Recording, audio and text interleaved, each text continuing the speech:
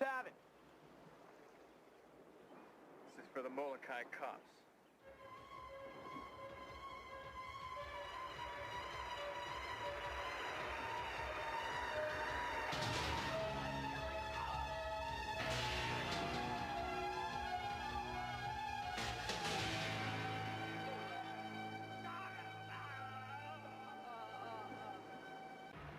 Hang on, Ronnie. We got some nutcase in front of us. Man, he must be smoking some heavy doobies. Whew.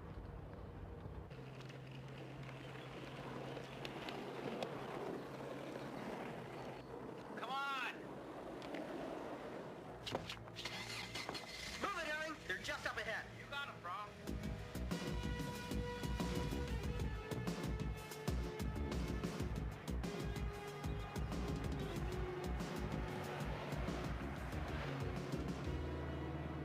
I think they're gone now. Yep. Here's a gun, skater. Blow him away. No problem, baby.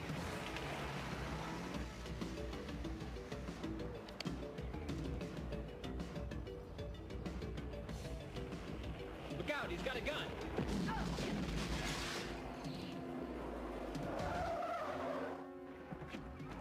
Jade, how bad you hit? I've been better, but I'll live. Let's get that turkey.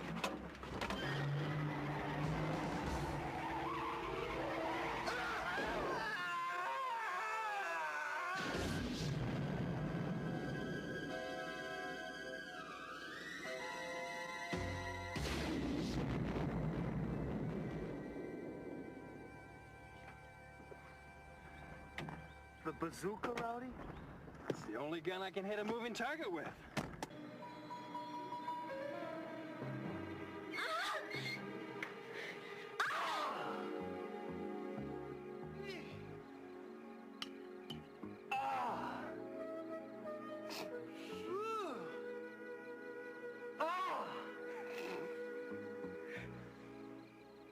I think I'll turn up the stereo. That's a good idea.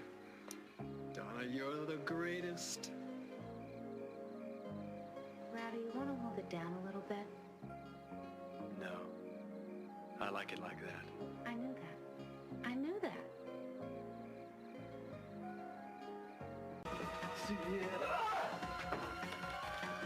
My beads. My mother gave those to me. See!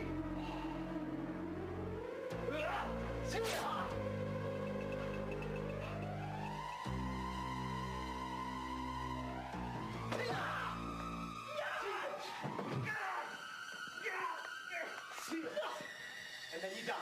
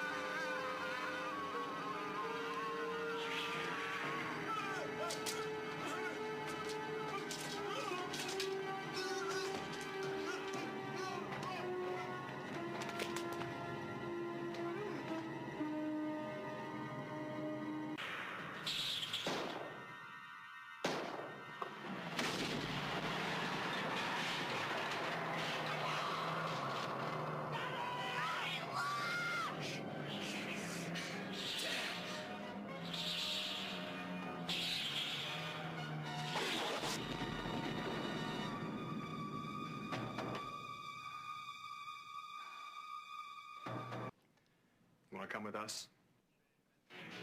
Mr. Chang, that's very stupid. Oh?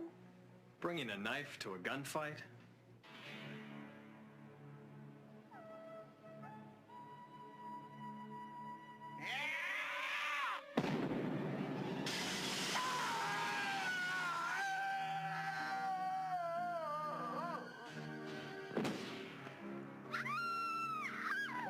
Ooh, man, I've heard of guys being dropped for a loss before, but this is really radical.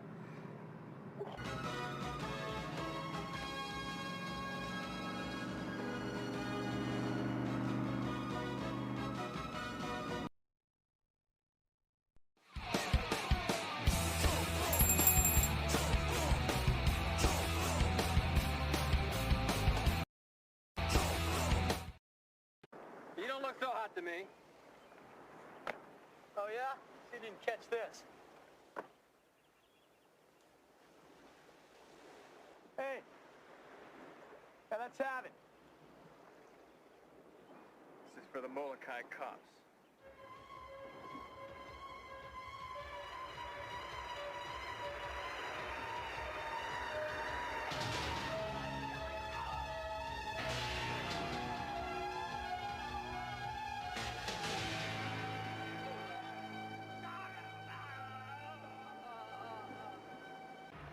Hang on, Ronnie. We got some nutcase in front of us. Man, he must be smoking some heavy doobies.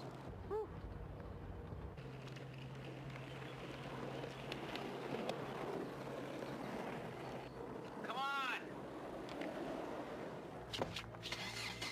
Move it, Herring! They're just up ahead. You got them, bro.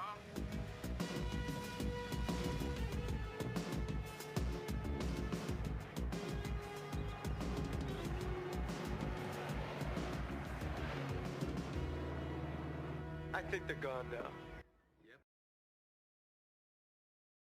Hello. Hi, everybody. Let me move my camera one sec. Oh, there we go. All right. Hi, I'm Frisco Pinball. Hopefully you know that by now if you're watching. If you don't, welcome. Welcome to the stream. This is Tuesday, and on Tuesday, we always have these awesome Tuesday night tributes. I am very happy. It was about 49 weeks ago. I checked the Facebook message. Our guest tonight, Alberto Team GoldChicco, a.k.a. Team GoldChicco, Chico posted a table when he was releasing them. And I was like, man, I really want to play all your tables one night and make it like a theme night. And finally, we're here. So everybody, welcome my guest, Alberto. This is, again, Alberto, a.k.a. Team GoldChicco. Go ahead and say hi. Hi, guys.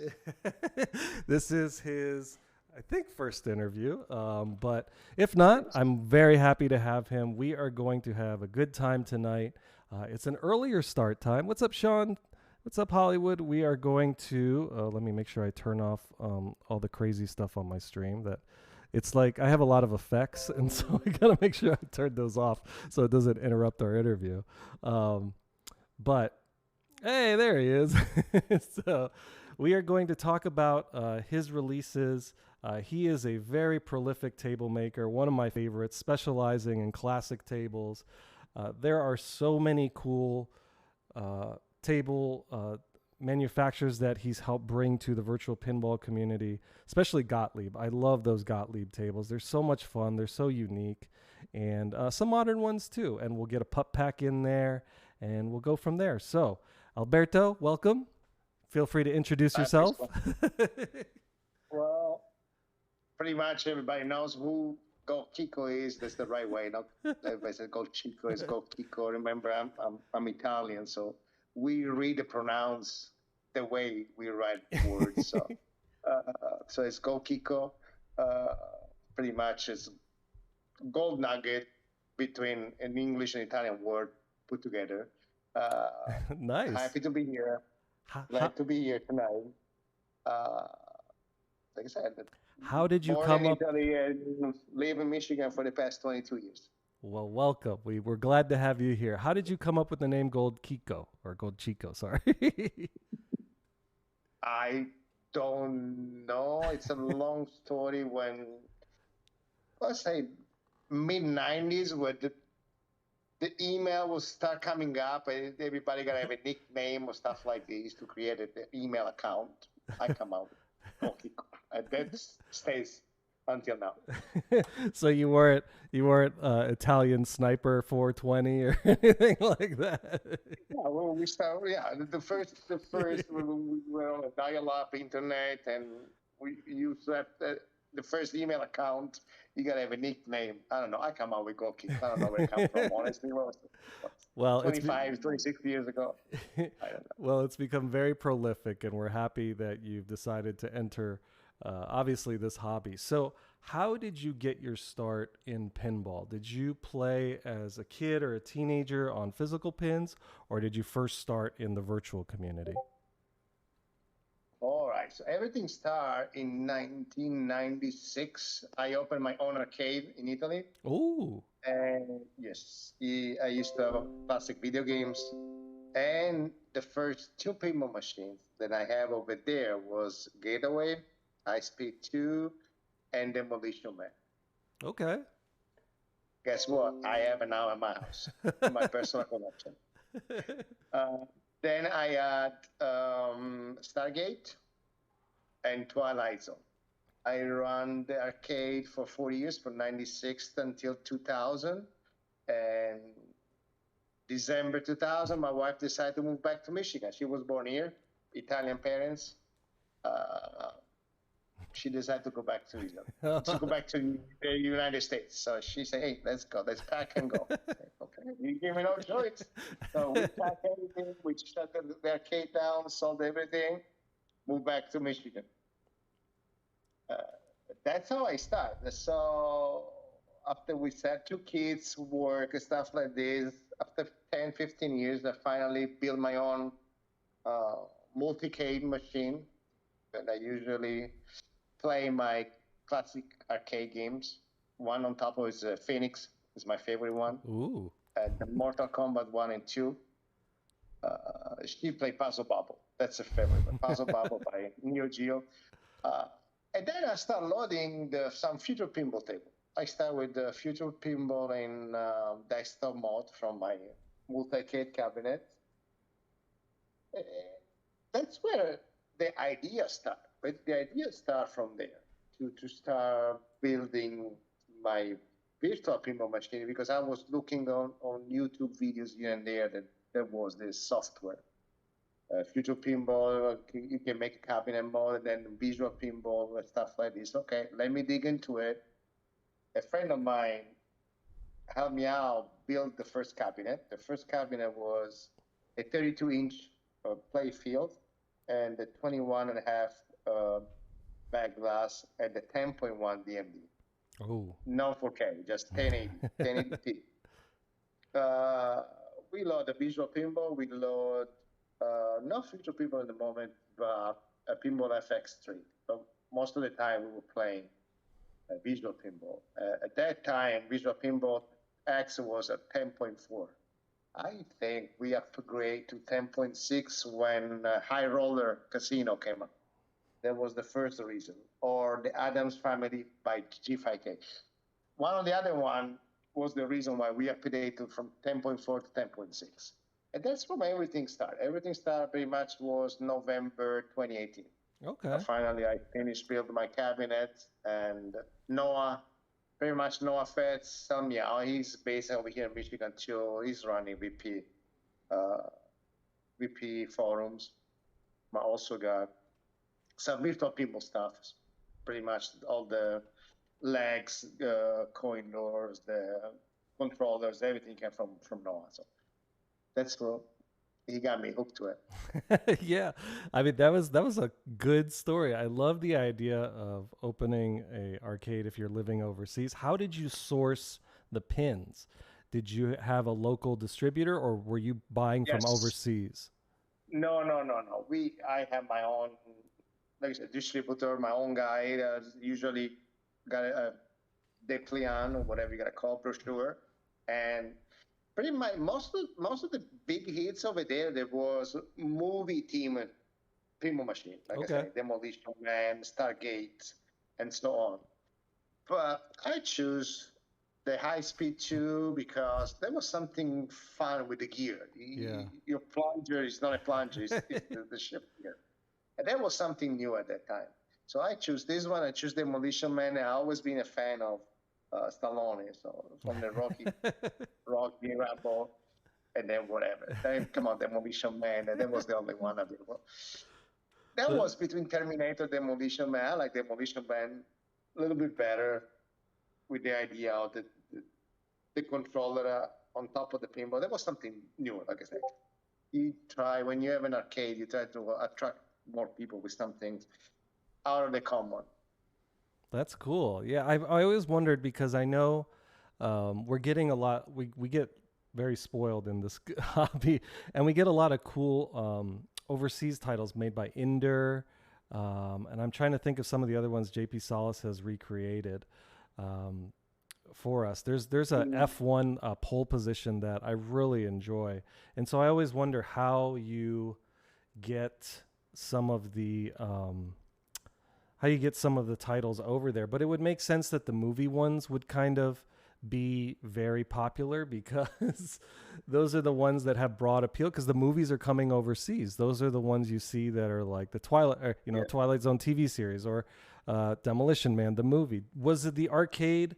Would you consider it, when you were running it, a success, or was it more of a hobby, or was it a main source of income, but were you able to? It was a source of income, but okay. Everything born from a passion. I always played video games since I was a child. Let's start with forget about the Pong, the black and white, the little square. That's where everything starts. The first console was the Atari 2600, and then with time, there was the Intellivision, and then finally the first Commodore VIC-20, the first computer arcade system, and then the Commodore 64. I mean, maybe because in Europe, Germany was really close to Italy. A Commodore, it's a brand from Germany. So it was very popular in Italy. And then the Amiga 500 showed up. The Amiga 500 was a huge success. The video games, the graphics back then with the Amiga 500 was great. So I spent pretty much my teenagers years playing video games. So when it was time to leave college and do something, I decided, why not? Let's open an arcade, my own arcade. Right. That's the dream. That's the dream of all of us. That's so cool. And so you opened your own arcade. Did it have pinball to start, or was it first filled with arcades, or? No, there was a good selection.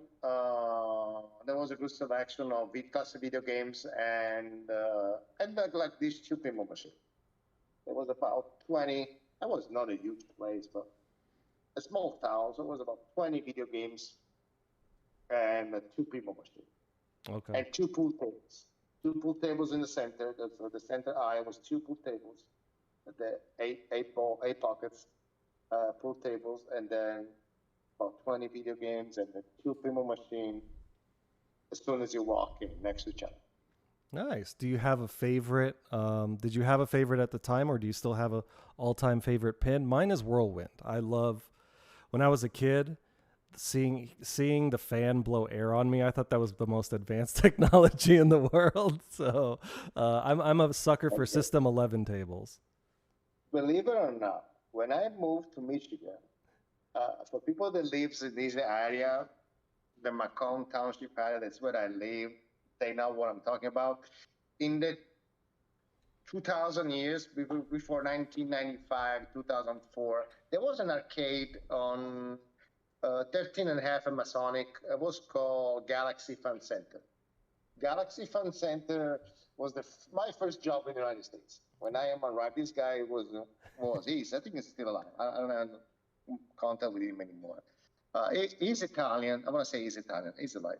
And when he found out that I was coming from Italy, out of the boat, what they say, I have experience because I used to run my own arcade. He took me, hey, you got me. You got to work for me. You got to help me out. I need somebody that I can trust. Okay. This guy got a really huge collection of pinballs. You name it. You got Medieval Madness, Monster Bash, Monopoly, and so on. About 6, 7 pinballs. All the latest. You used to go to the shows and stuff like this. My favorite becomes all the time. Doesn't matter what I was playing back home. Medieval Madness and Monster Bash. They were next to each other. I was the guy that was cleaning this machine every Monday evening at closing time. I was cleaning the pinball machine. But Medieval Madness and Monster Bash are my favorites of all the time. That's awesome. Those are some very, I mean, Medieval Madness, if you look at Pinside and the top 100 rankings, Medieval Madness is right near the top. Whenever a new pin comes out, it usually goes to number 1. But Medieval Madness is so successful. That's why they're doing another run from Chicago Gaming Company. They're doing another remake run because so many people want it. Those are on my target. There's three pinballs on my target. Medieval Madness, Monster Bash, and Attack for Mars. It was over there. Attack for Mars was also.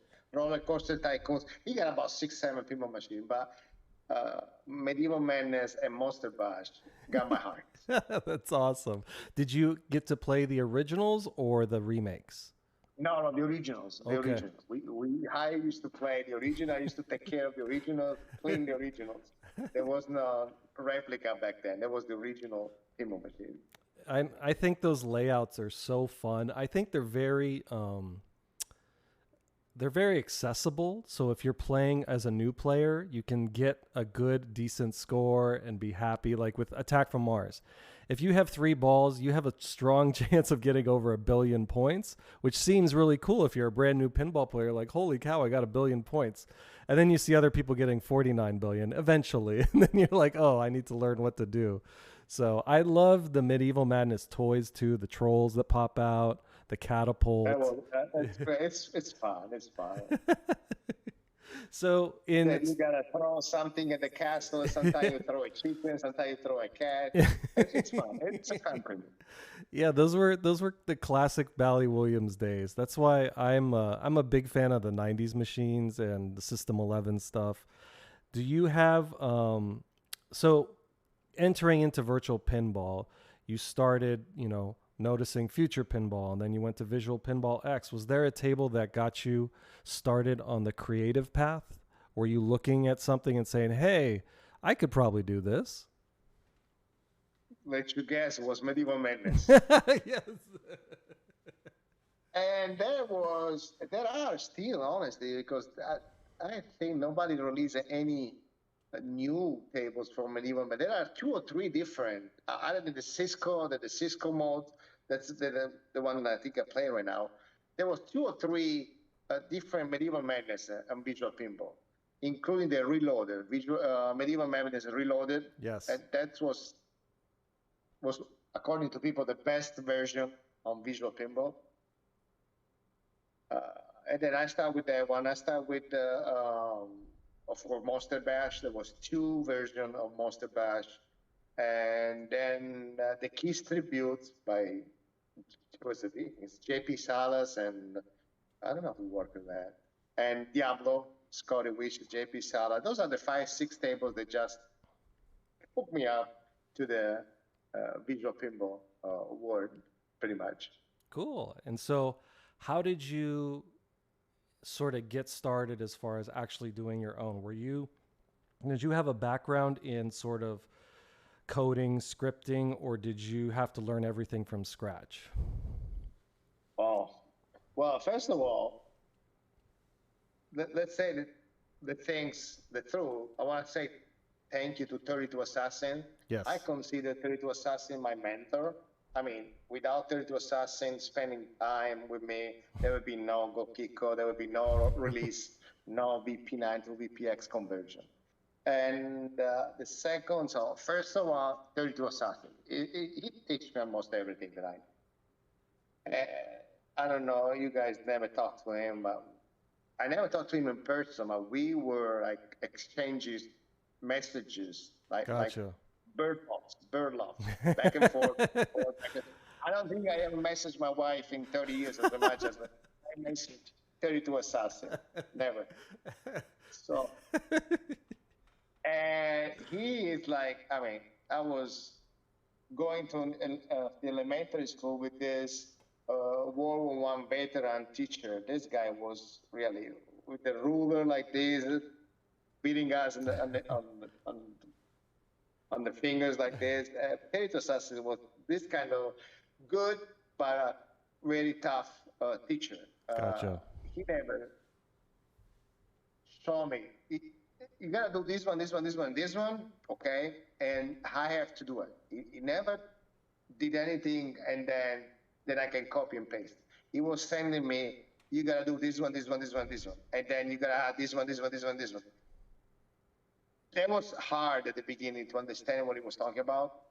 The way that the script was developed, the switches, the solenoid, the calls, the ROMs, and everything else. But like I said, he really spent time, and then back and forth. If I didn't understand one thing, he was going around and around until finally I got it, what he was trying to tell me. It was much easier if I was doing one time and just show me, but that's the way it is. But everything I learned a lot from him.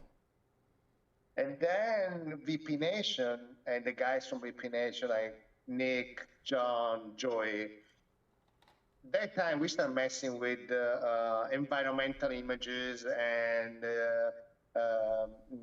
lighting changer, make it darker, make it brighter, make it this one, and the LUT file or LUT images. So we were messing with this one. And Deval released this crude conversion from VP8 to VPX of Independence Day. You can tell. I mean, it was a great table. It was missing a VPX or Visual Pinball 10. But honestly, it was really a crude conversion. So Nick and some of us started messing around with some new lighting, environmental image, stuff like this. And honestly, it changes from this one to this one. Then I say, hey, well, why we don't develop these tables? I mean, we have a base to work on it. But at the moment, none of us was working on tables. Pretty much John and Joy, they were working on pop-ups, okay? They were the pop-ups guys. So they say, why you don't ask around, somebody maybe will help you. And more than one point me at 32 Assassin. Hey, maybe you should call or should find message to 32 Assassin and see if we can help you. And that's how everything was born. 32 Assassin already was working on his own version of Independence Day. He never released that. He say, I already called the table. I have everything ready. I need good scans of plastics. I need good scans of the ramps. I don't have it. So I said, okay, let's work on what we have right now. And then, like I said, he started teaching me about the codes, the switches, the sounds, the JP, slipper shadow, ball rolling sound, you name it. The flashers, the solenoids call, slingshot animation, everything. I mean, that's how everything starts. So it's a combination between 32 Assassin, the guys from VP Nation, like John, Nick, Joey. At that time, Josiel was with us too. That's how Independence Day was released. And then after that, all the other ones. So that's how you sort of got your feet wet. I've seen 32 Assassins' names on a lot of tables and a lot of creations. I think a lot of people are thankful for his help and just actual tables because it was a good base to sort of maybe learn and figure out what works, what doesn't. Was he taking his own approach to physics, or was there sort of a set standard physics at the time from maybe another creator or from a past table? No, he never messed up with the physics on my tables, honestly. I never ever judged the physics on this table. He was more a code guy. Gotcha. He loved to create the table, like code the table for visual people. He doesn't have, honestly, a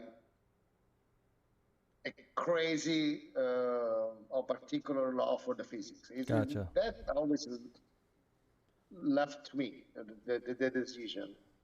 Uh, for Independence Day, it was what it was. Like I said, it was my first table. But for other tables, for example, like Corvette, I found a guy in the community say, "Hey, I have the real pinball machine." So I was sending to him, and his Corvette was really next to the virtual pinball. So he was having the kids play the real Corvette, and he was playing my Corvette.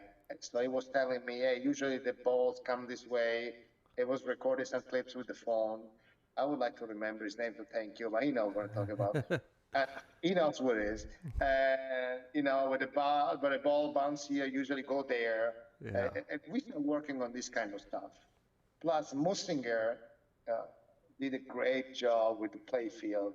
The guy just saw some pictures over the internet, and he just did the puzzle, and he recreated the Corvette playfield. Really, it's a great playfield. Yeah. I don't know. I don't know where. It's beautiful. I think that's such a great asset to have when you have somebody that owns the actual pin and is willing to help you and sort of tell you, hey, look, this is the trajectory of the ball usually when it comes out of the scoop, or this is what it looks like off the sling. But that was one of the reasons that kept me going, because I met so many great guys, so many great people. I'm pretty sure if I start naming, I start forgetting a couple, and they will be upset. But just so forgive me from the beginning. I know I'm gonna miss somebody. But like I said, 32 Assassin, Musinger, IREDS 00, or IREDS, whatever, double O. I don't know what his name is. IREDS. Sergey Miraklov, great guy. This guy can create any 3D primitive for visual pinball from nowhere. Peter G. Xavier from French and all his background. Phenom. Doug from Australia. His nickname is Arestis. This guy's not a great guy.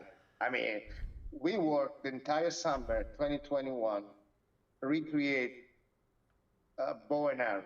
Bow and arrow doesn't have any pretty much pictures over the internet. There was just YouTube videos, a couple of YouTube videos, not even lots of them.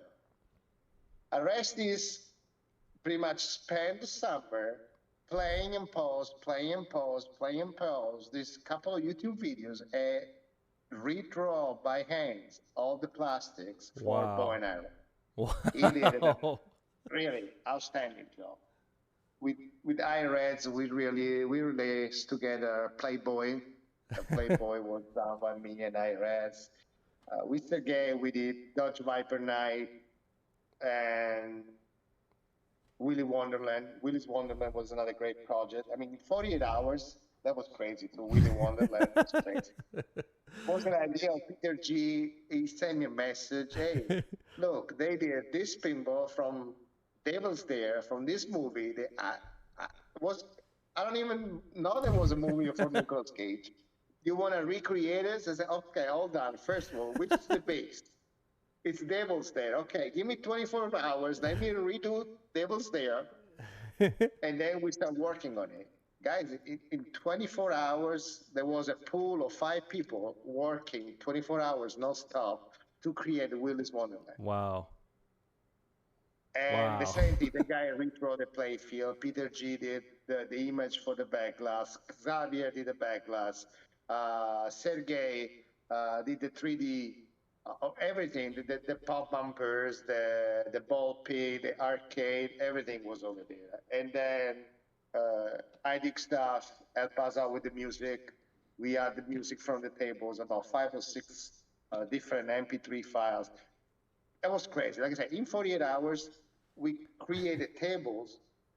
There was in this movie, and then we have just 2 pictures from an article online that was telling how this guy just reskinned Devil's Dare to the pinball for the movie Willy's Wonderland. Yeah, so like I say, I enjoy working with lots of different great guys. I think when you get to Agent 86 helped me with a couple of tables, including Monday Night Football, yes, Third Axis, and Apophis, and me out with Car Hope and Firepower too.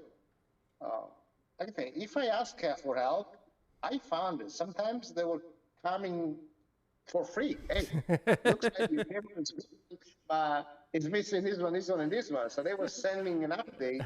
And it was looking great. Like I said, you're like, hey, I'll take it. That's really cool. I think that's one of the great things about our hobby is so many people are willing to collaborate and sort of help each other out to make sure that everybody gets to play the best product that's out there. And I think when you see a certain slew of releases all sort of have a good standard base and everything plays well, it just goes to show that everybody's like trying to do this for the right reason and get everybody a chance to play these classic tables. And I think that's a great segue because as you were talking about Independence Day, that was the first table you created, correct? yes, Independence Day was the first one. That's awesome. And so is there something other than the fact that it was a crude conversion that drew you to it? Was it just at the time or was it... like you say, everything comes with time. And I don't know. I was already 1 year into the hobby. I already created VP Nation with John, Nick, and Joey.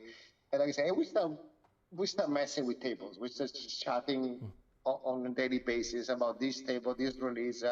And then, like I say, we would tune in the table, start working here and there. And looks like we planted the seeds. And finally, there was the time that the seeds come out.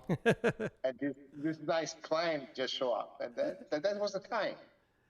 Is there a table that you've always wanted to create that you haven't yet? Or have you kind of done what you've wanted to do? Well, there was Maverick. Maverick was really hard.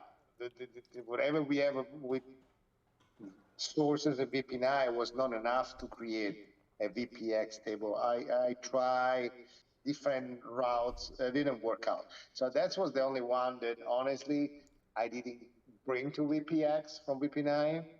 And the other one is, but that's a Banzai Run.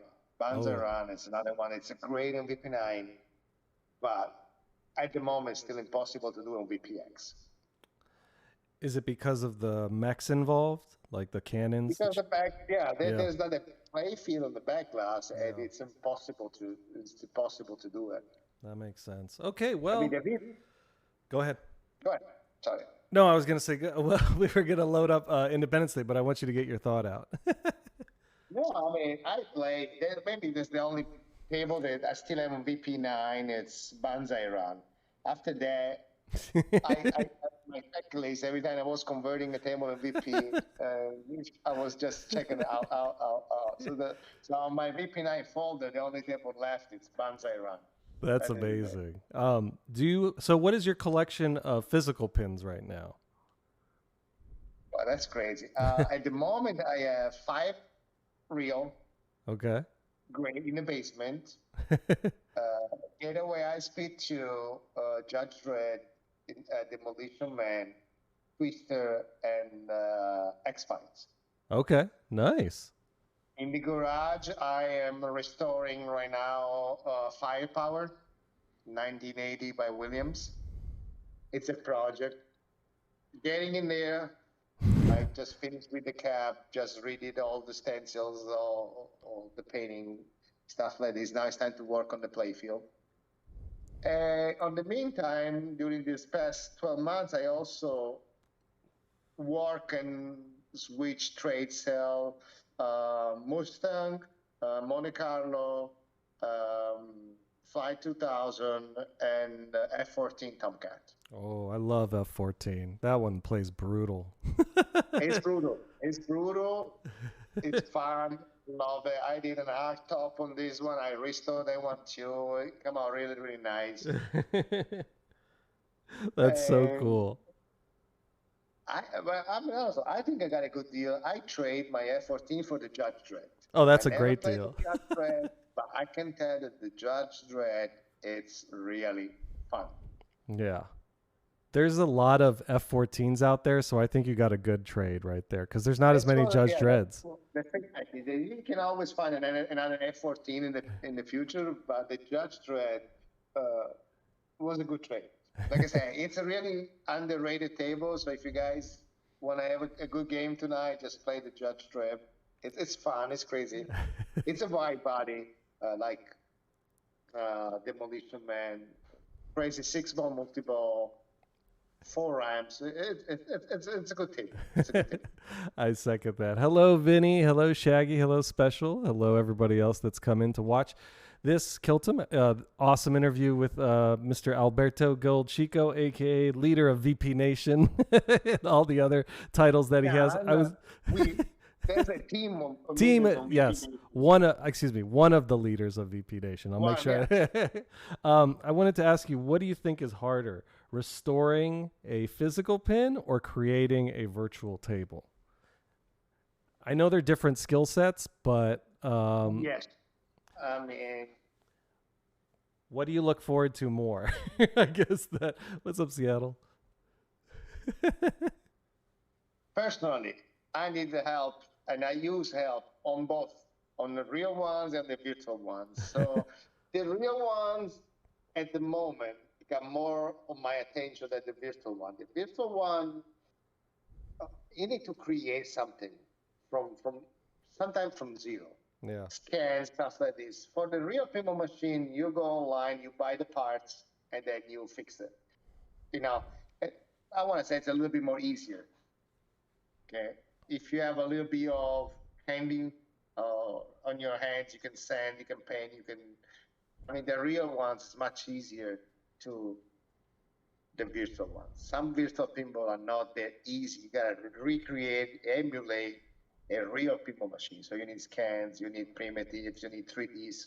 I mean, there's lots of work. So I want to give to all the authors, the creators out there on this community, on this hobby, that what they're doing out there is amazing. I mean, it's unbelievable. It is. The quality. I still remember 4 years ago until now, the quality just went up to the sky. The virtual pinball is unbelievable.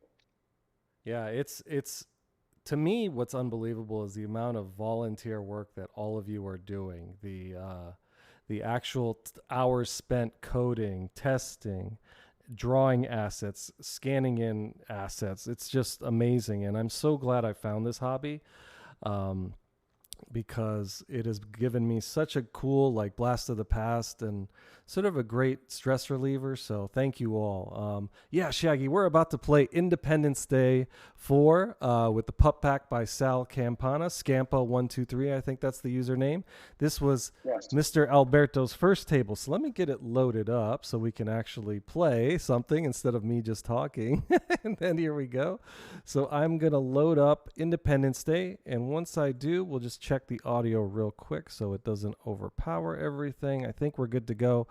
But after I load it up, you can feel free to talk about, anything you want, any fun facts or how the table came to be. I know you already sort of talked about it a little bit, but feel free to mention anything that you would like. Let me just get this out of the way and this out of the way. Okay, we're good to go. All right, perfect. And this table went down with the Pinball. I don't think this table is available anymore. But if somebody's missing on their collection, Uncle Paulie did an update on VP Universe. He added the VR room. The VR room, yes. And maybe did another couple of tweaks here and there. He did a great job. So if you're missing this table, it's available on VP Universe by Uncle Paulie. He's a great author too. I love his job. I love what he's doing. Have you ever played pinball in VR? No. I don't think I want to play VR because I am, I don't know, motion sickness guy. I can't even go I don't want to say on the boat without throwing up. So I don't know. That's totally okay. Does it, as long as you're having fun. Yeah, I don't think I have the right color DMD, Shaggy. I'll have to get that after the. I was looking through all the tables we were going to go through tonight and trying to make sure I had the most updated, but I think I missed the color DMD on this one. But what is it that you like about the we table? know Shaggy Malik is really picky Yeah. about the color DMD, but looks like he got a full DMD with the pull pack on it. That's how he loves it, like it. So Yeah, you're I love the full DMD conversions by Andrew Walsh. They're so good, and they allow me to use the back glass still to keep the traditional back glasses, or maybe a different version of the back glass. How big is your DMD? Your full DMD? Mine is 15.6. So I got I used Facebook to find a guy to help me build my cab because I didn't know anything about it. I read the MJR guide, and it was a little too much for me. I'm just not that handy with woodworking and all that. So I found a guy, shout out Mike Etherton. He helped me build this, sent it to me, and then I did a lot of this, the electronics and software. I added the DOF myself and put in some monitors, and it's a good cab. Do you still have your original V-pin cab, or did you upgrade it? No, I upgrade now. I totally rebuild. Like I say, I was telling you in the beginning before starting the life, that my first pin was a 32 inches play field, 21 and a half back glass, and a 10.1 Yes. DMD. Then converted full DMD. I totally rebuilt it. Last summer, I created a 43 inches play field with a 4K TV. I think my back glass is now 25 or 27 inches, and a 15.6 full DMD. And I gave my old V-pin to in trade for a Mustang EM real pinball machine. Yes. I traded.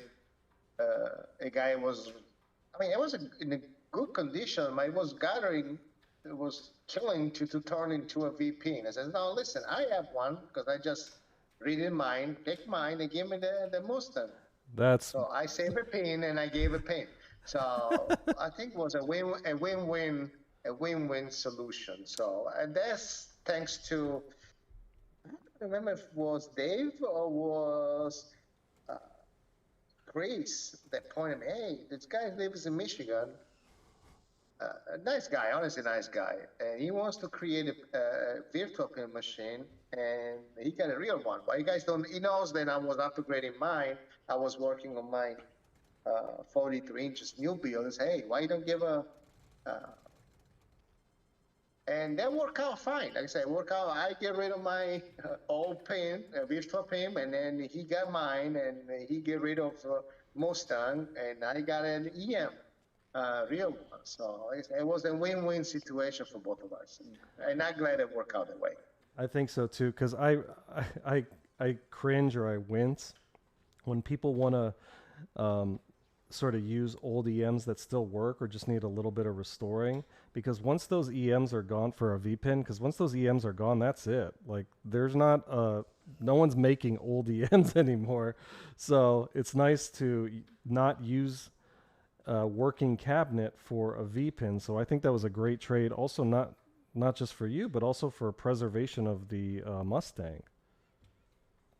Yes, like I said, there was nothing wrong other than just replace a couple. We got 3 drop target, 1 was broken, and I replaced that. He already got the parts. That's awesome. Just convert to warm white LED and just clean and wax. It was a good shape, pretty much. Good shape for over 40 years boy. 43, 44 years old boy. That was a really good shape. Like I said, it was thank Chris for the taper for the pointing on that tray. Yeah, win-win. Really sure. Yeah. That's awesome. And then he gets a V-pin and he gets to, start his journey. and now he's releasing tables and making stuff, and so it works out. Yeah, he's working on a table now. Yes, I think it's Mike is working on a table. I think it's Al. I don't know which table he's working on. Oh, now he's working on one table. And I'm then working on a table using my first VP cap, so it's good. There's a little bit of GoldChicco over there too. That's awesome. So what is your favorite thing about this pin? Do you have anything? Is there something you like? Is it just is it sort of an emotional attachment because it was your first one, or is it there's something about the pin that you really enjoy, like the ramp shots or Independence Day? No, Yeah. that's it's not so for the Sega games that people maybe don't know. They are also born with Stern. Sega and Stern that was working next to each other, so they are really great pins. I mean, I have two. I have Twister and X-Files. Those are great pins. I love the RAMs, like you said, the multi-balls. Yep. Audio, it's great. Pretty much, they get some digital audio from the movies. Independence Day got really great ramps. Yep. The ramps, if they switch between plastics and metal or plastics, it's great. It's a really great table. It reminds me a lot of the X-Files, especially that center shot, because the X-Files has the bookcase in the middle, and then Yes. and then this one has the alien head or alien spaceship. It's really cool. I do like the Sega tables because they're so unique. I like Baywatch a lot. It's just a fun pin. And so, do you have a favorite manufacturer? Stern, Sega, Data East, Gottlieb? I would like to say Williams, of course. Yeah. But like I said, sometimes some tables are really underrated, or they don't have that much playtime like others. And then you discover that, like I say, I discover X-File, and I love it. I really loved it. And the same thing with Bali, Judge Dredd. Never heard about him. As soon as I start playing, I really enjoy and love this. So. Judge I would Dredd like to is say good. William just to toss a name in there, but like I said, there are so many good pinball out there, pinball machine. They are unbelievable. That's awesome. Do you have one that you've played that's very rare? Like, is there one you've played? Have you played Bonsai Run in person or? No. No. I never played Banzai Run in person. We have a two nice places where you can play pinball over here in my area. Very kind of pinball museum. I want to say one is in Chesterfield Township, and the other one is in Fraser. People in my area know where are they. There are a great variety of pinball machines. So, but Banzai Run, honestly, I never put my hands on it yet. Someday. There's there's a big pinball museum in Las Vegas if you ever go. I think they have a lot of rare tables, like there's like that circus one or something like that. I've always wanted to try some of the older ones that I've never been able to get my hands on, but they're tough to find sometimes. That's why thankfully virtual pinball exists. Yeah, we got a crazy multi-ball going. Okay, I went to Egba for my 40th, but I wasn't not pinball machine time yet. I was not a pinball fan back then, 10 years ago, 11 years ago. Now, if I go to Vegas, maybe I'm going for the pinball museum. So Yeah. Things change in life. Exactly. And what's great is it's sort of, I'm seeing more operators now, and net places are now adding more pinball machines. I think, a lot of them are, from personal experience, a lot of them are now, maybe more than back then, are sort of bringing in a good income depending on, how much it costs to maintain them, especially the newer ones. Have you played any of the newer titles, like any new Sterns or? No, like you say, my pinball time machine stops at, I want to say 2002, 2003. And that's where I stopped. I'm not chasing any new pinball machine. Like, I don't know, right now people's going crazy for Godzilla or Toy Story 4 or the new Rush. No. The Mandalorian.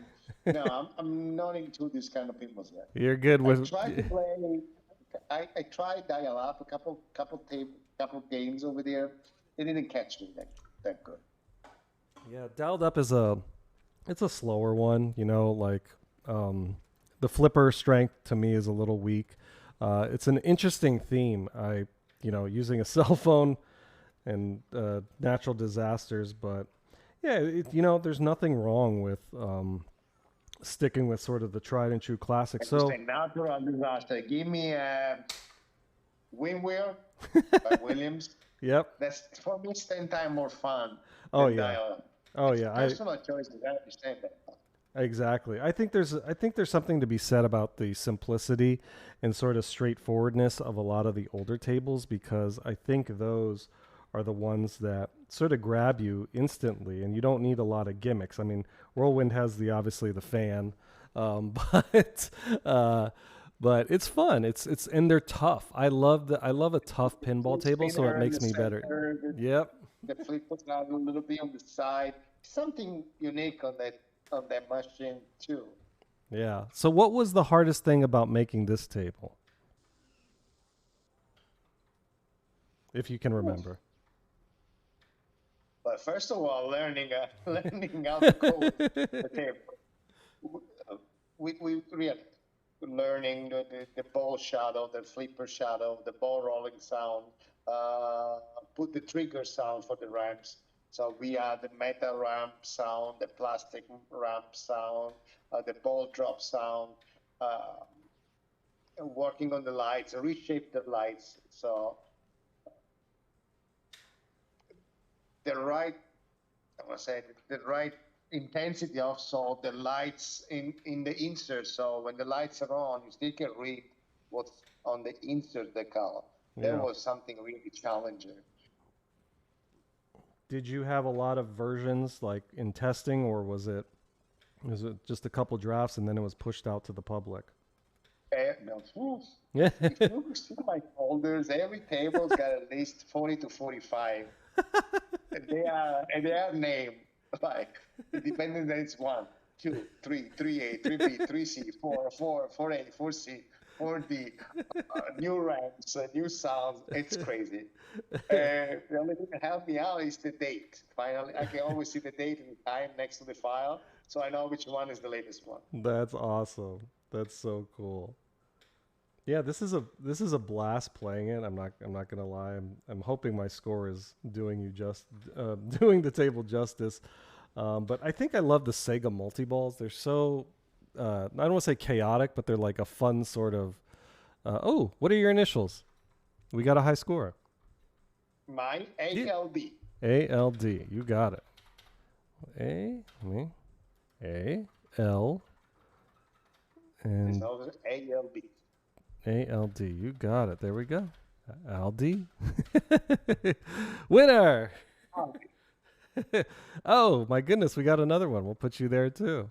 I think that was the super jackpot. B like boy. ALB. Oh, ALB. I'm sorry. There we go. ALB. Gotcha. ALB. Correct. We got you twice. One with a D and one with a B. Well, that is a fun table. So how did the pup pack, was that, you said the pup pack was being worked on and then you sort of that's a Scampa. Yeah. That's Al Campana pup pack. So You also find the tilt switch on this script is wrong. The cell find the right one. So this table doesn't tilt because the tilt switch number in the script is wrong. So you need to adjust. I need to adjust. I need to go look at the manual. That's what Cell was sending me back and forth when he was developing this pop pack. Hey, your table didn't switch, didn't tilt. I think I have the switch wrong. It's a typo. I think he found the right one, but I never uploaded. Like I said, this table got lost with the Wii Pinball, and I never uploaded it again. So, gotcha. Yeah, that took a lot of. Well, I mean, I don't know if it took some people by surprise. It took me by surprise. I thought V Pinball would. I used to have the mobile app, and I don't know. Yeah. I think it took a lot of people off guard. Really, off guard. One day to another one, we lost the great source. We lost the great source. Yeah. The great site. Yeah. Personal decision, we gotta accept that. But like I said, that was a great loss for the community. So, what came first? Was I think you answered this, but I just want to make sure. You were working on the table, and then Sal was working on the pup pack, or was it sort of a collab? Oh, yes. Okay. Yes. I think Sal started the pep pack after the table was released. Gotcha. Okay. So have have other authors like reached out to you for any of your tables to make pup packs, or is that sort of like this was the one table that it sort of worked for? I don't think you need to reach the author for the pup pack. Okay. So no. Other than this one, I don't think that any other table that I released got a pup pack. I'm thinking of a grease pup pack for your car hop. It's a good idea, like I say. No, not even with the Wonderland got a pup pack. Yeah, that would be a good one. One. So that was a very awesome look at Independence Day. I hope everybody enjoyed that. Please, if you are here, hit !Gold Chico, CHICCO, or Kiko, I'm sorry if I'm saying it wrong. That will take you to his VP Universe and VP Forums table where you can find all of his files, and they will be there ready for you to take a look. And we're going to take another look at a table. But before we do that, I want to ask, what era of tables was the most fun to work on? The older tables or sort of the DMD tables? Like the early solid states, maybe the EMs, or the DMDs like Independence Day? Well, I think the only EM I have done was for Bendo request, and was Jack's Open, I think, because he owns the real machine. And he said, hey, can you just do this for me? And honestly, every time that I ask a guy to test my table, was Bendo, was Billy. So the first time that he asked me for a favor, I cannot say no. I owe him a lot. So that's the only EM tables that I did. Gotcha. That was a board dog table that I just modified a little.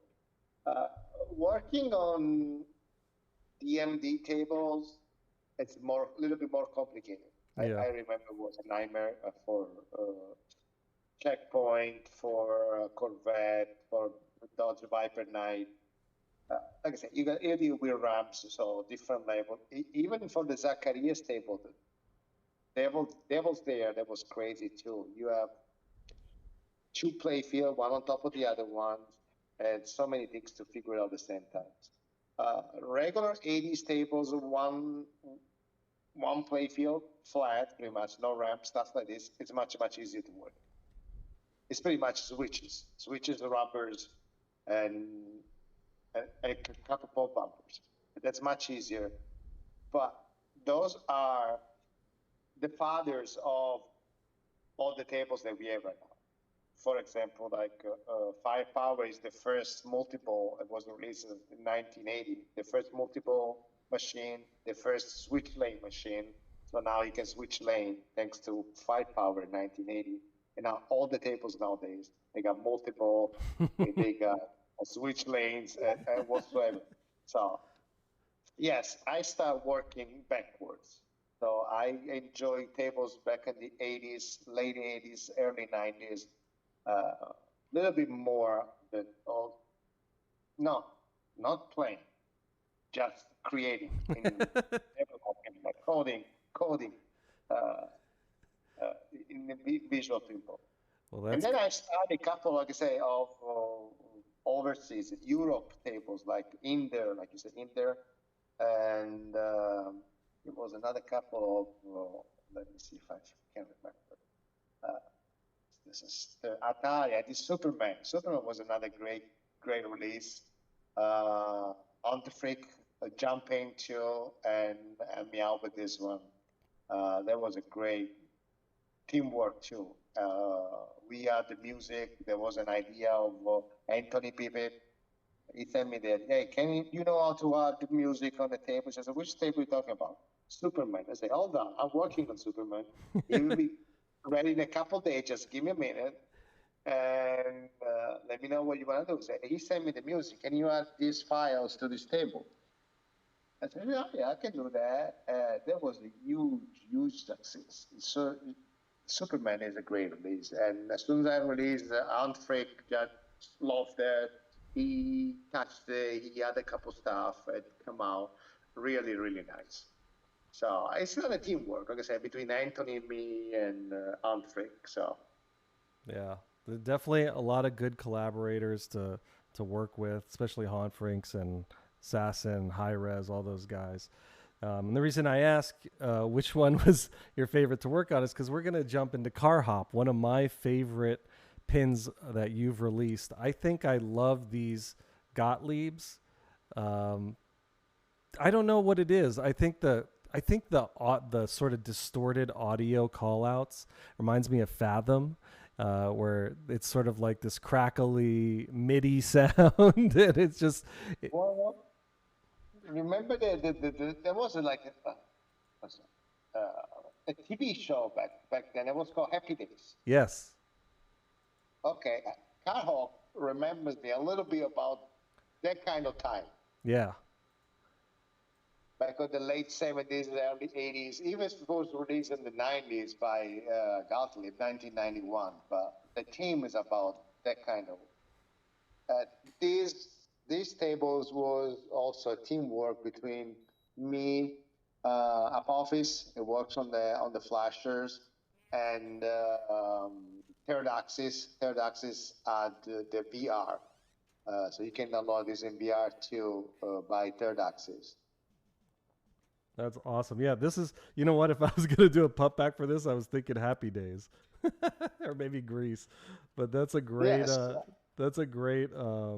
a great intro and segue into the table. What is it? What made you want to do this one? Whoops. There we go.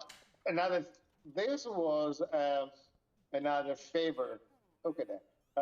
Another favor than I did for a friend. That was for Tom. Aviari Tom. At the beginning of my release, Tom was like a pain in the butt for me.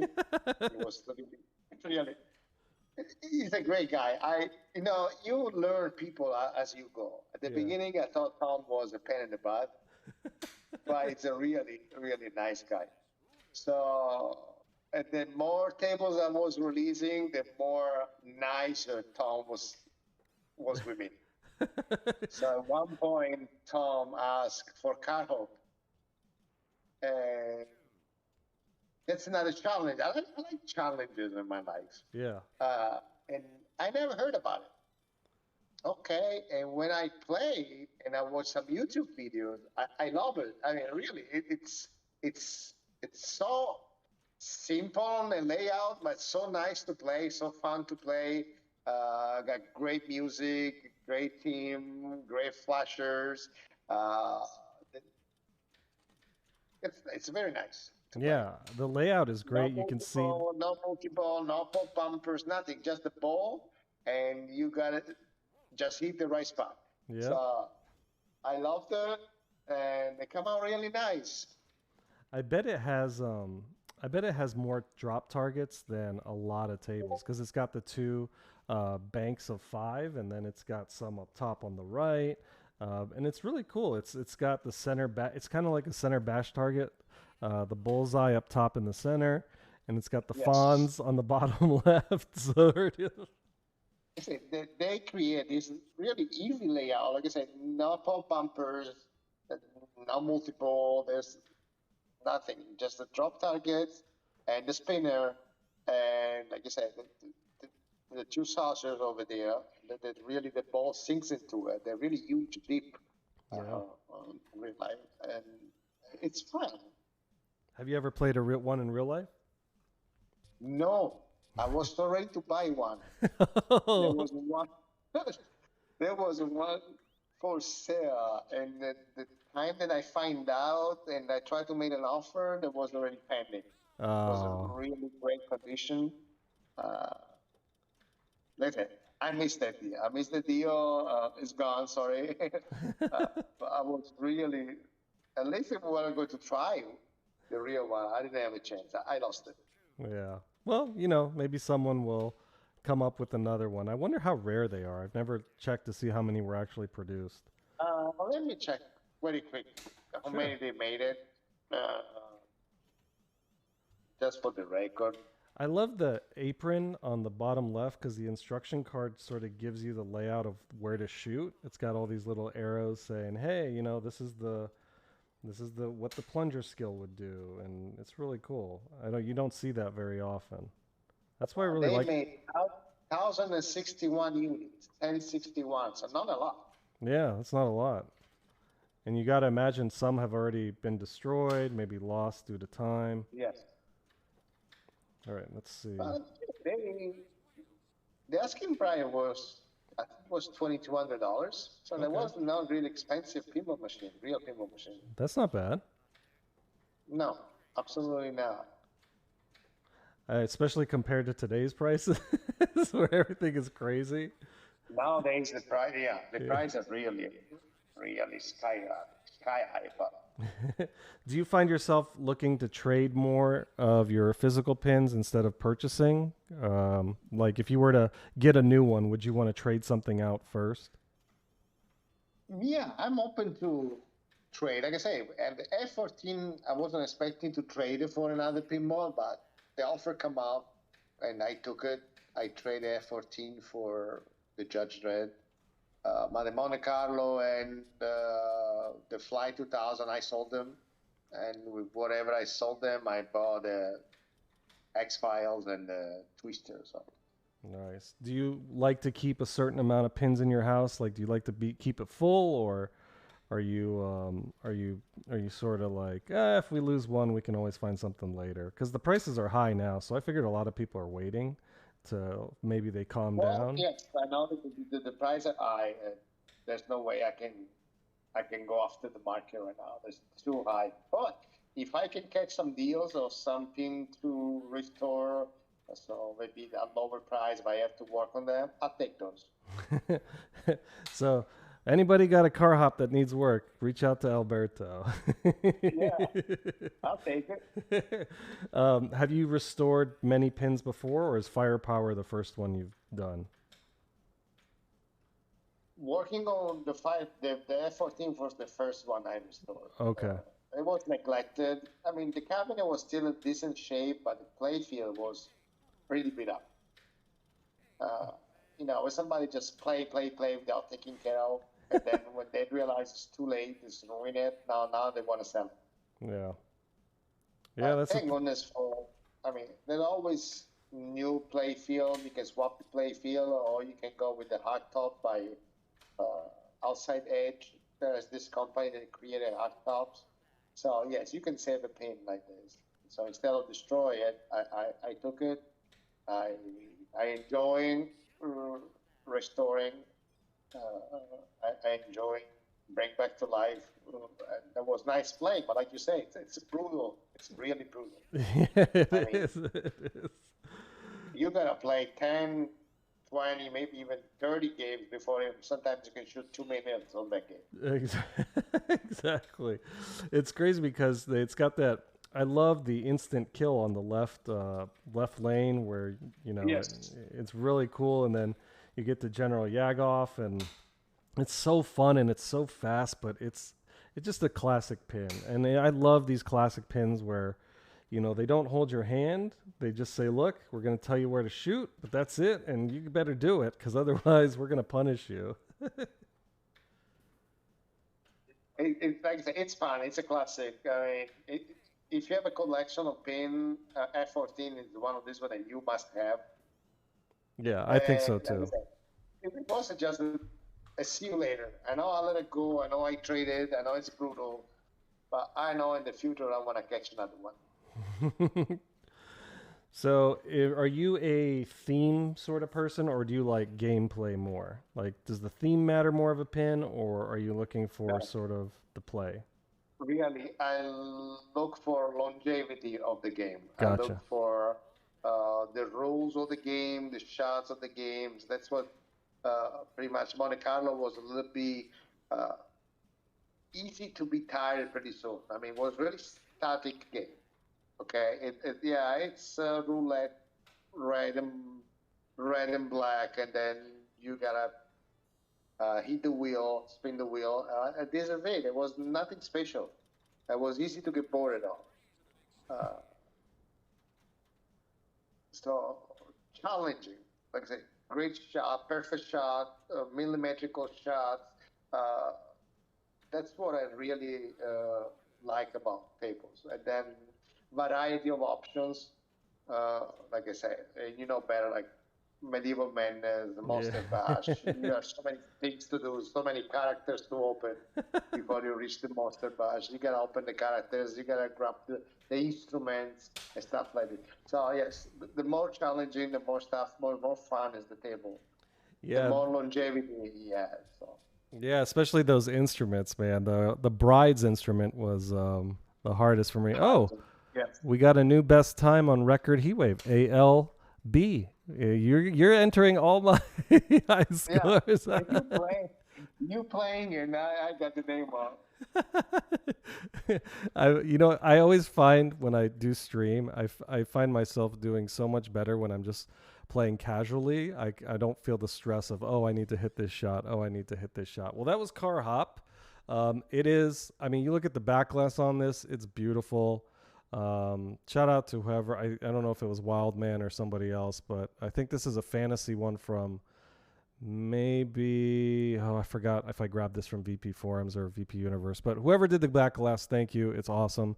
Alberto, thank you so much for doing this as a favor to a friend, because I love it. This is one of my favorite pins. I love the drop targets. They have the little popsicles on them.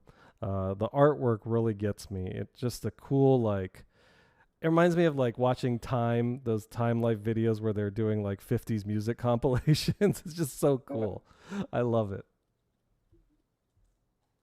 All right, I'm going to come out of that. I hope everybody enjoyed it. Again, if you are looking to get any of these pins, please hit !GoldChicco, GoldChicco. It will take you to his personal page at VP Universe and VP Forums. So, with that said, we're going to go into the next table, Monday Night Football. This one I freaking love because it's a very different format. You're kind of going for a different sort of approach. So how did this one get started? Who approached you, or did you come up with it on your own of, hey, I want to do this one? Well, this one opened pretty much my collaboration with Agent 86. Gotcha.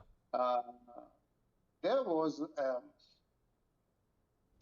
a project that I think Agent 86 reached to me first because he reworked on my Checkpoint. I think it was Checkpoint and Al's Garage Band. So Agent 86 did a great job. He used my tables as a base and he modded. So we have a better version of a Checkpoint by Data East. And he redid Al's Garage Band. He did an awesome job. So this time I reached over him and I said, hey, do you want to work on this table? Well, sure, why not? So I did all the major work of the conversion, and then he did all the great touch-ups, including the fuzzy physics, the flip sound, the flashers. He redid the ramp, the goalpost. Like I said, I gave him all the ingredients, and he blended. He made the recipe to be a success. If it's a great release, it was a great teamwork with me and Agent 86. Yeah, and it's so cool because these Data East tables are unique in their own right. Like if you look at Lethal Weapon 3, even I think Jurassic Park, but this Monday Night Football it's fun, and it's one of these tables where you're like, okay, I'm not going for a traditional wizard mode. I'm trying to get a touchdown. I'm trying to get, 100 yards to score. And it's got the cool ramp up the center. I've loaded it now just in case in case anybody wanted to see it. It's got different places to, you've got these left loops, the right loops, the ABC TV station initials up at the rollover lanes. You can get, there we go. We got the extra point. It's good. We got a loop to loop. The center loop reminds me of Mousing Around, which had a center sort of ramp. Have you ever played one of these in real life? Oh, I was drained. No, the Monday Night Football, no. Never played that. This is cool. So he helped you with this one? Oh, 10 yards. Yes. Agent 8060. He did an amazing job. Yeah, the plastics look great. So was this, do you know if this was a conversion or did somebody have all the assets already? It was a conversion at the beginning, but he created a couple of primitives for these tables, including I think the goalpost. And he also did the reflection of the ABC on the metal back wall. He retouched up a couple ramps, the yellow ramps on the right side, and the skill shot at the beginning. That's all from Agent 86. And then the physics, the fuzzy physics, the flip sounds, the flapper domes, flashers. That's all from Agent 86. That's cool. Yeah, I love Flupper's new flashers on Whirlwind that he did, the 4K Whirlwind. How long do these, what would you say is the average amount of time it took you to make one table? I know some people have spent 1,000 hours, some people spend years, some people they can turn around, maybe a quick conversion or something in a couple months. Yeah, I have no idea what it takes you to build a table from scratch. I always use a base, and that was the VP9. So if a VP9 was having great assets, great resources, I would start using those. And that's helped you a lot. Somebody already built the ramps for you, scan the plastics and everything else. They save you tons and tons of hours of work. So pretty much every tables, the more I was working, the more fast I was turning into, I want to say about a month, a good month of work. Plus, during the first pandemic, the quarantine, the lockdown, whatever you got to call, people was staying at home. Yep. So we all got lots of time to spend just working on tables. There was nothing else to do. Yep. Yep. That's how I got started into the hobby, because when the pandemic started, I was like, okay, well, I gotta find something to do. So like you, I play a lot of video games. Mortal Kombat 2 is my all-time favorite video game. My wife likes Bubble Bobble a lot, Pac-Man and all that stuff. And so I was like, okay, well, what can I find? And I was like, oh, maybe I can, find a new hobby. And I stumbled upon FX3 at the time. And then I was like, oh, is there other parts of virtual pinball? And that's when I discovered VPX, Future Pinball. And I was sort of overwhelmed because I first discovered Future Pinball and there were so many tables to choose from. And I was like, oh my goodness, there's a pinball table for everything. You want a Karate Kid table? There's one. You want, whatever you want. And so then I just started discovering virtual pinball, and then I started discovering V Pinball. And from there, it was like, oh, there's groups on Facebook, and then there was VP Nation, and here we are, years later. This is so cool. I love the locks on the left and right too. That's good that it didn't take you what was the longest table? Independence Day, because that was your first one. Oh, dang it. I think Corvette took us a long time. Okay. And what was that reason? Because you needed assets, or was just getting it dialed in? There was on the right side where there's the racing cars. We rebuilt those from scratch. Like I said, Mustinger redraw the play field from scratch too, just from pictures over the internet. So it was like doing the puzzle of the play field. And the ramps, the diverter on the back. There's a diverter on the back. the engine, the shaking of the engine, the way the engine locked the ball. There was a lot of work on on, on Corvette, and also lots of testing too. Yeah. Yeah. Yeah, especially the the top left flipper. He the way he hit the ball, it gotta go around the side ramp.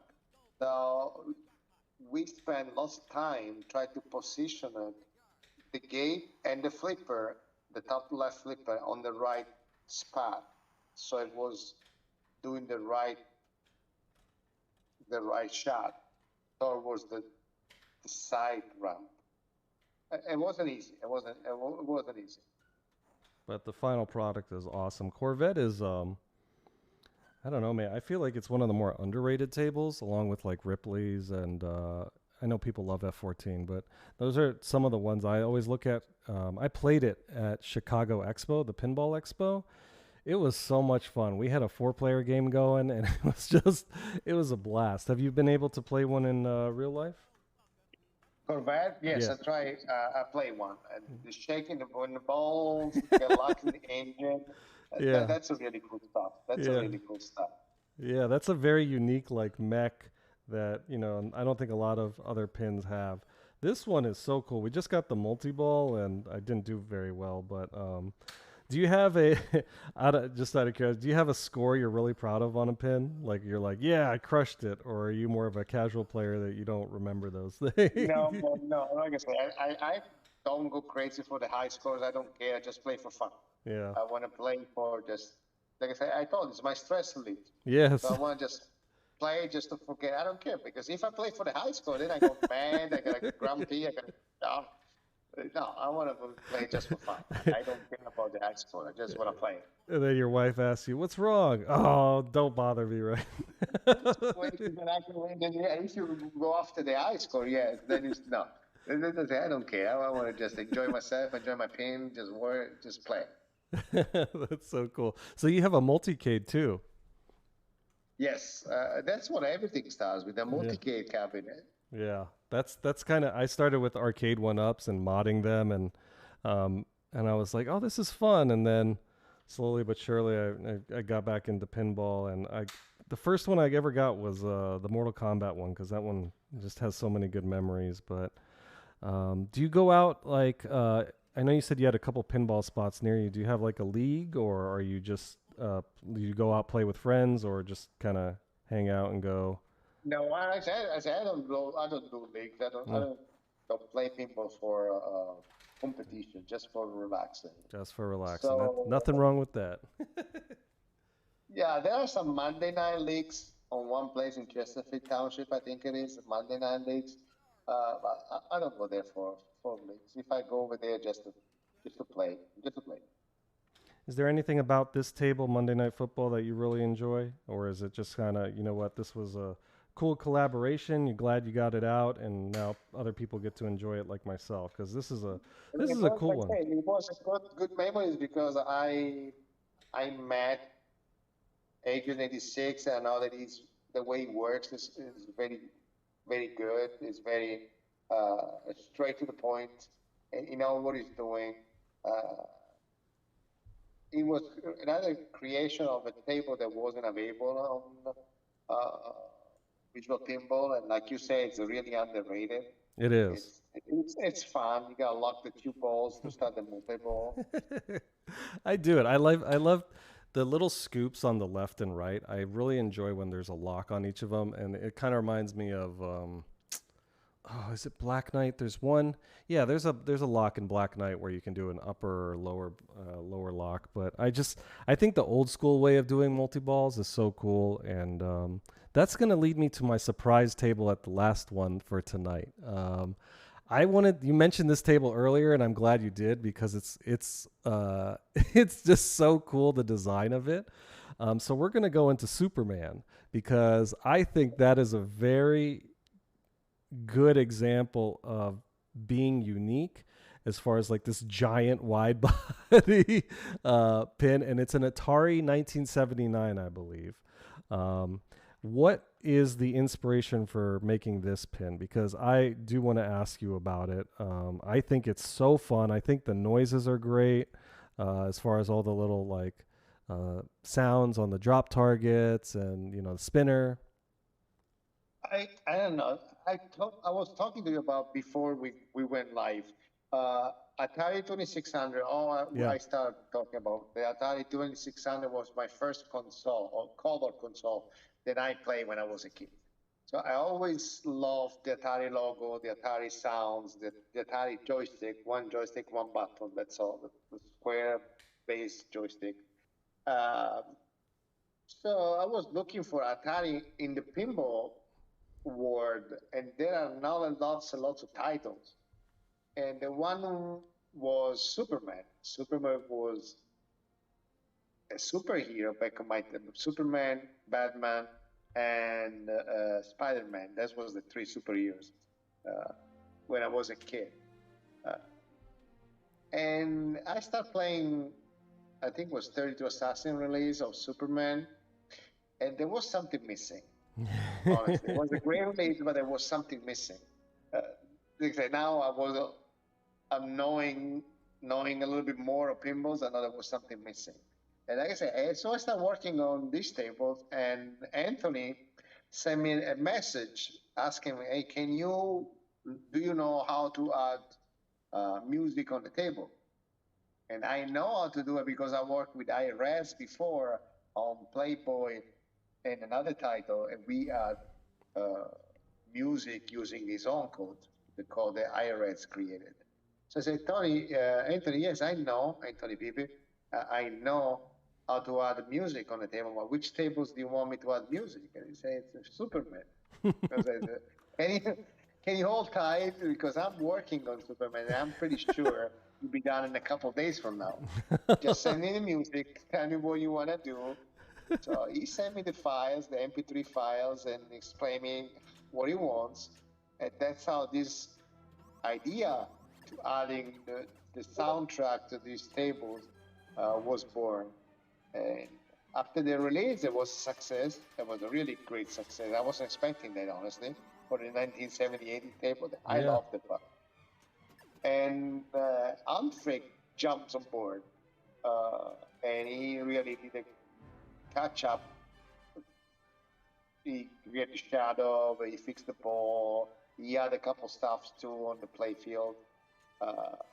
And it's a great release. There's another teamwork, thanks to me, Anthony, and Humphrey.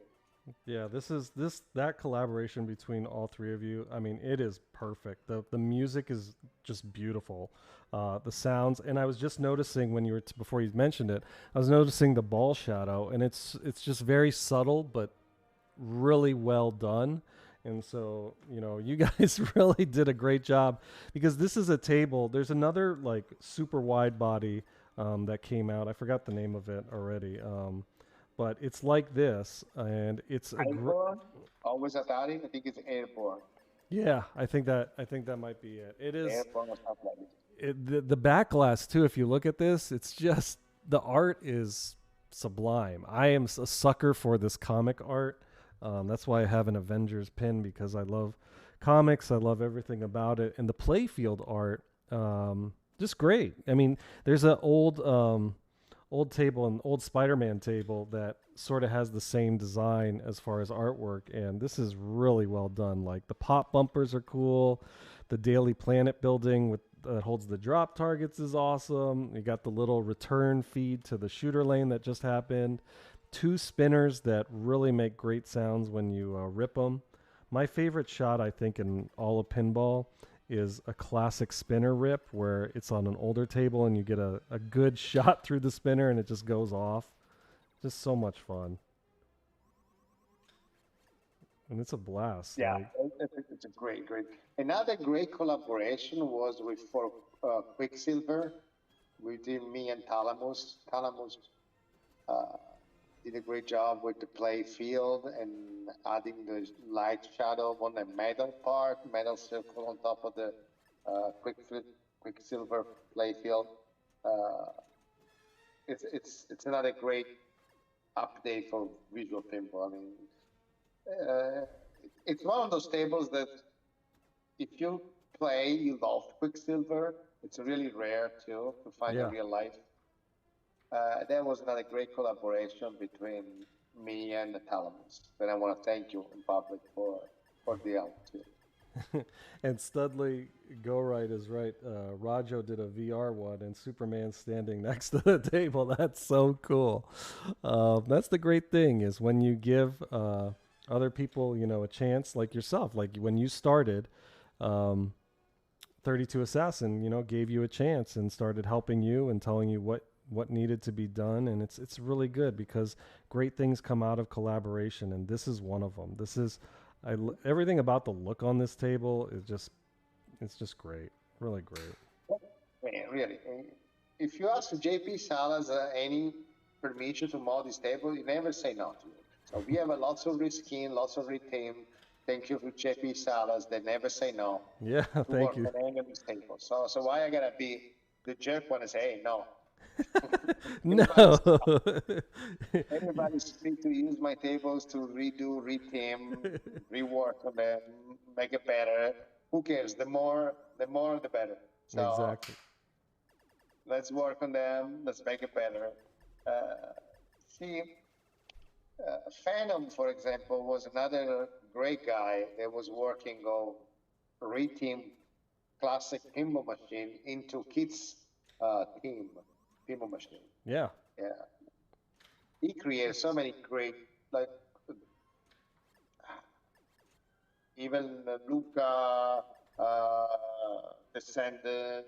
There's so many really family team, uh, Baby Shark.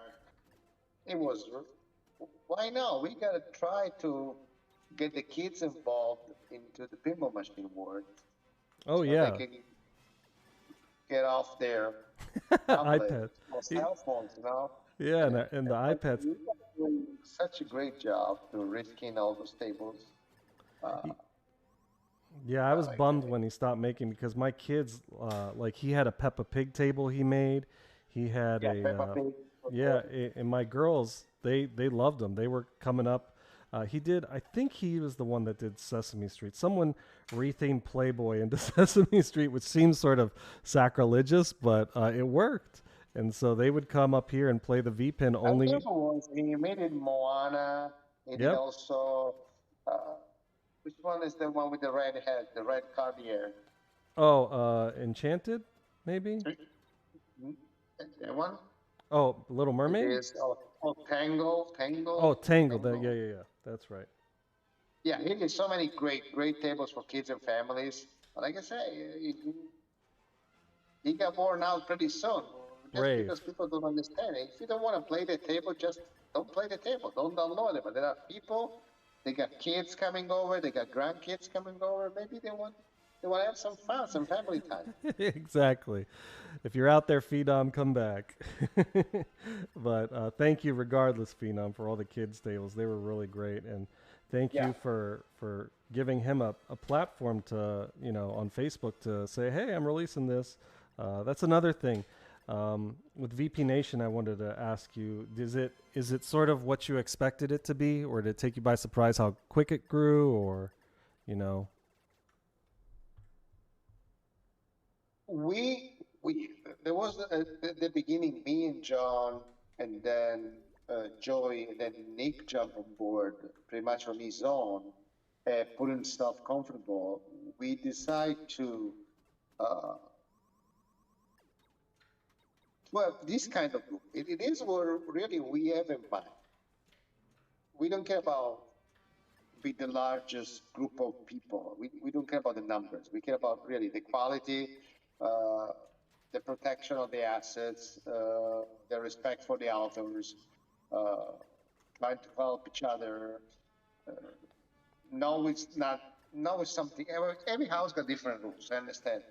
So our goal was just to help almost every platform out there. Doesn't matter if it was Future Pinball, FX3, Visual Pinball, Pinball X, Pinball Y, Peanut Popper.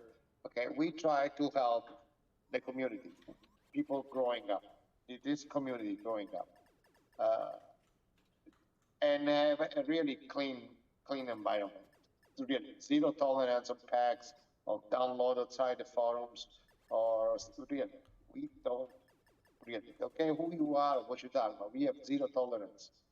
You gotta download it from VP Universe, from VP forums, from Pinball Nirvana, whatever it is. So, if we know that you grab something from outside the sources, you are out of the picture. We get zero tolerance. And then other people just jump on board to raise the quality. We just have Dave, Chris. Now we have Malik too, on top of Nick, me, John, Joey, and Andrew Walsh. I mean, really, it's the best that I can have. I mean, what else I can ask? I'm surrounded by the best out there. Yeah, I think you said it perfectly. It's a really good group. If you don't know what we're talking about on Facebook, if you're still part of that, there's a lot of virtual pinball groups, and they all have their own great characteristics. VP Nation is a really good one. It's VP and then second word Nation. Really fun group of guys and gals. There's a lot of cool discussions there, authors. I love posting there, and hopefully helping people answer questions. I'm trying to do that a lot more and pass on the knowledge that was given to me by so many other great people, like yourselves, when I was starting my pinball journey. It's always a work in progress. Virtual pinball is not easy. If anybody tells you it is, it isn't. We got very lucky with Nailbuster being so gracious with the baller installer to help everybody sort of get started. But other than that, check it out. There's a lot of people willing to help with your virtual pinball questions, and then you get to see some cool stuff. Sometimes people post stuff in there first before it gets uploaded to one of the official sites, VP Forums and VP Universe or Pinball Nirvana. And yeah, it's a really good time, and I really am grateful that people like you and all the other moderators are willing to spend the time and, offer us a safe haven. Chris, Dave, and Malika and Steve are the three new ones that just join us as the moderators and the administrators of VP Nation, on top of me, John, Nick, and Joey. Andrew Walsh. I mean, like I said, VP Nation it's a family. I mean, yeah. We have the Team Tuga, some other author that usually posts the stuff in preview on VP Nation than anywhere else. They choose VP Nation at their own headquarters, and we are proud of it. Yeah, it's it's kind of like the Superman Fortress of Solitude. It's a good place where the Justice League of the VP world gathers, if I can nerd out for a little bit. Is there anything about this table? I love that the goal in here is to spell Superman, and you got a bunch of different shots. Is there anything else about this table you wanted to talk about? Because I'm having a blast playing it.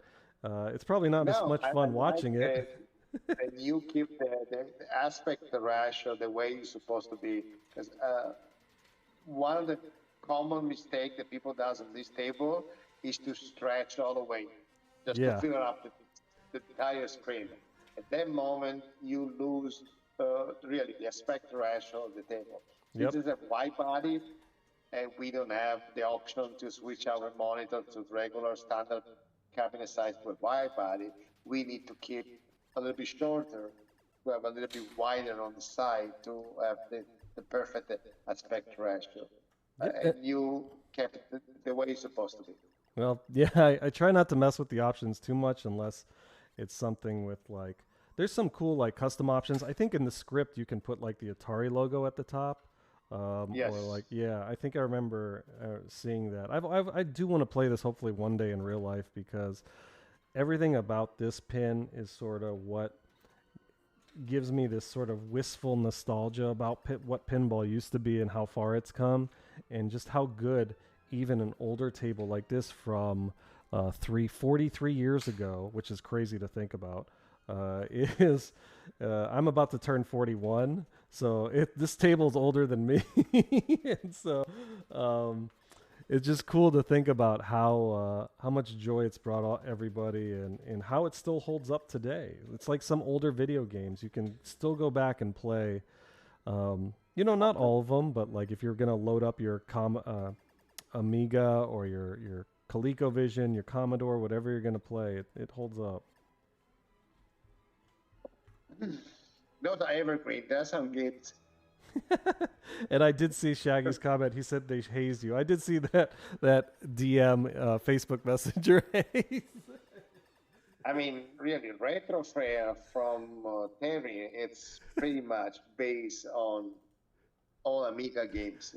Yeah, exactly. I mean, Retro Fair, it's a great table, and 3 or 4 or 5 of the teams on the table are Amiga games that I used to play when I was a teenager. So it's one of my favorite Future Pinball tables, of course. Yeah. One of them. And shout out to Terry for keeping Future Pinball going, and sorry, I gotta turn on this light. And for carrying the torch and bringing us these awesome galactic editions of Star Wars, the pin event stuff. So much fun, and I'm glad he has a place to post them in VP Nation, because finally, Future Pinball is getting the spot that he deserves. Thanks to Terry, but also now Jay Lulu is jumping in, is developing a new physics too for Future Pinball. And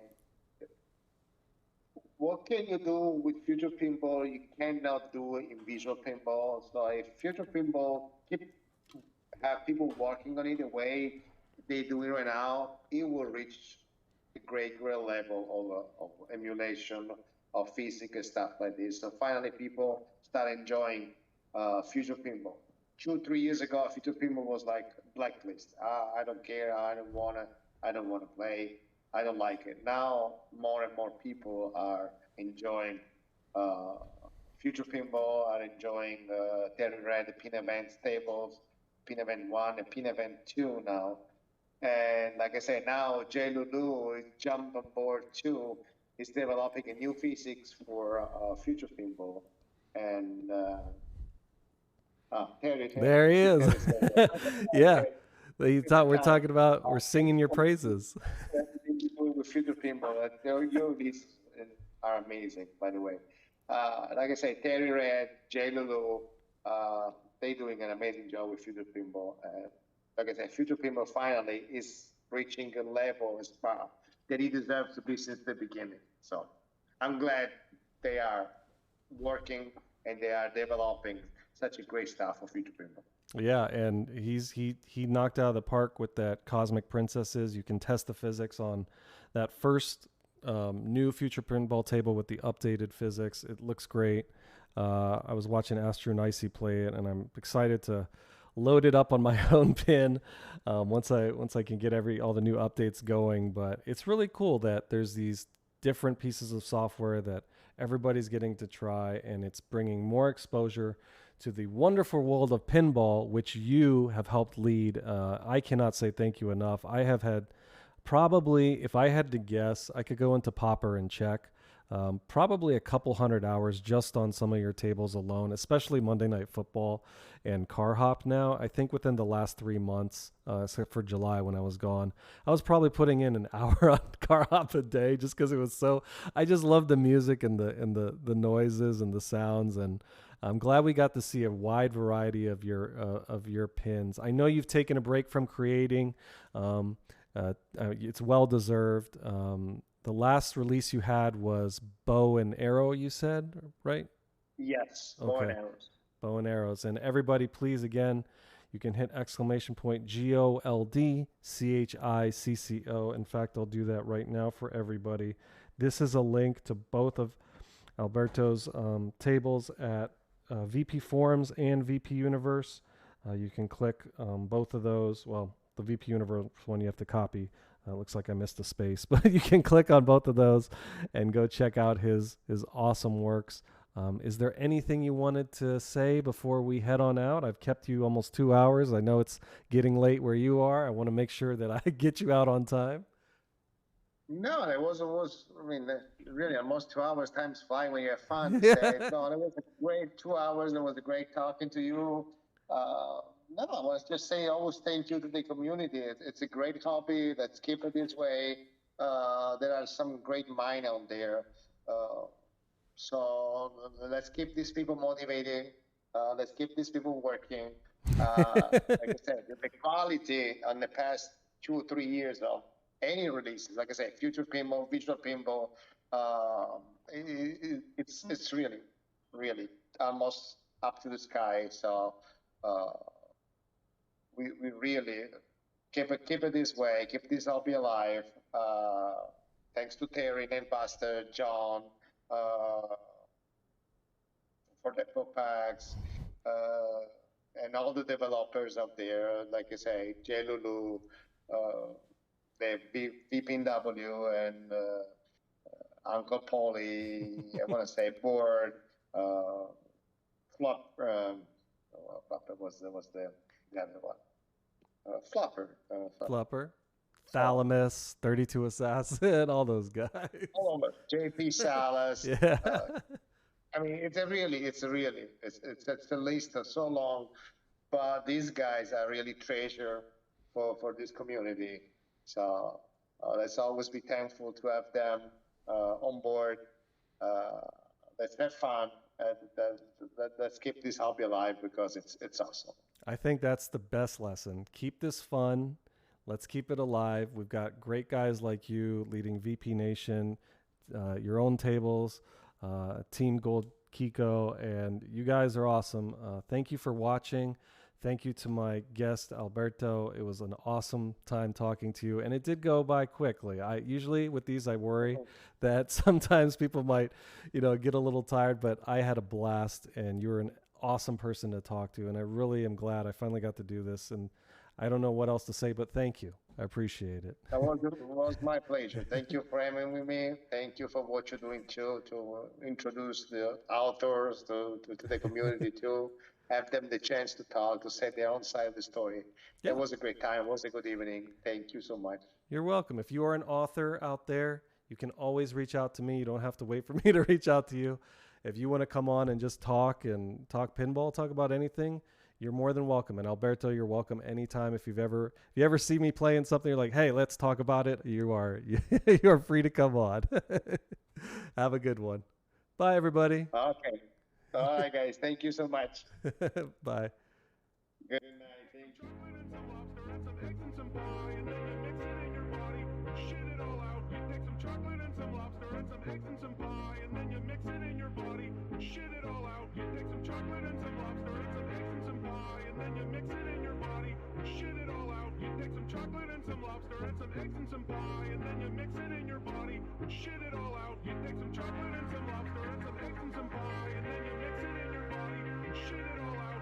chocolate and some lobster and some eggs and some pie, and then you mix it in your body. Shit it all out. You take some chocolate and some